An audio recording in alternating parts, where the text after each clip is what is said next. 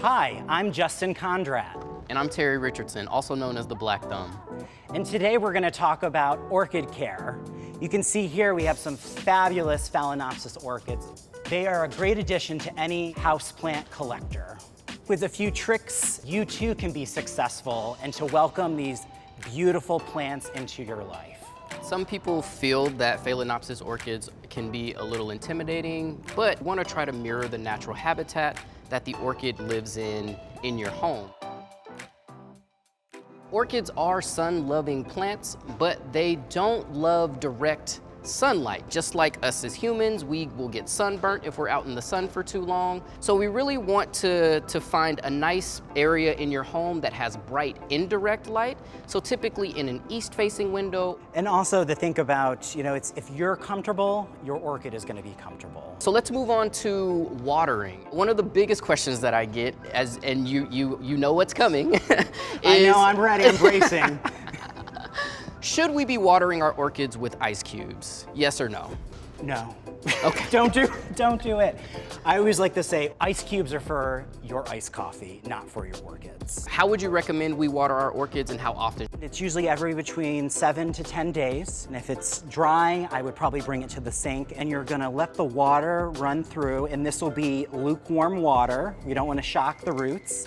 And what this is doing, it is allowing the water to run through the media and allow for air circulation. So speaking of kind of feeding your plant or giving it what it needs to thrive, we know that fertilizing is also an important aspect of orchid care.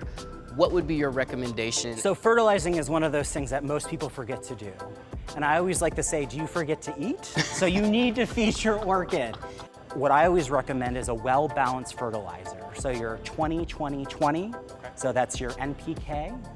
And after you're done doing that watering, I'm gonna take a little shot glass, a few ounces of that fertilizer solution that's diluted. You're gonna pour it onto the plant in the soil. It's gonna allow for the orchid to have a nice distribution of fertilizer around its roots. Awesome. That's great, because I'm gonna be honest with you, I'm not the fertilizer guy at all, so I'm learning a lot from you right now, Justin. Thank you so much. Oh, you're welcome. No, it's fun. I mean, the one thing about orchids is you constantly learn. So many life lessons and plant lessons, yes. right? Yes. So you bring your plant home, you get it as a gift, it's thriving, it's growing, it's sending out roots, new leaves. Do you have to repot it?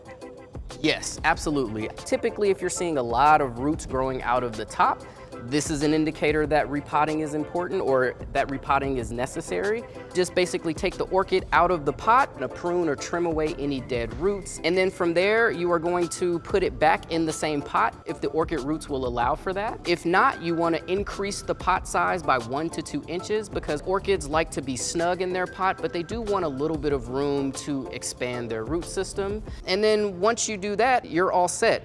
I always say don't get discouraged if you can't have your orchid reblooming. They're constantly teaching you things about yourself that you didn't even know that you needed to learn. 100%.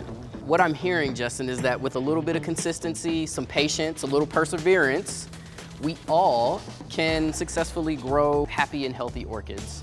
With over 135,000 hybrids and 30,000 naturally occurring species, there really is an orchid out there for everybody and everyone's personality. Absolutely. And so we hope that you dive into the joy of orchids because it's been such a life-changing thing for both myself and Justin. We hope you and your orchids keep blooming.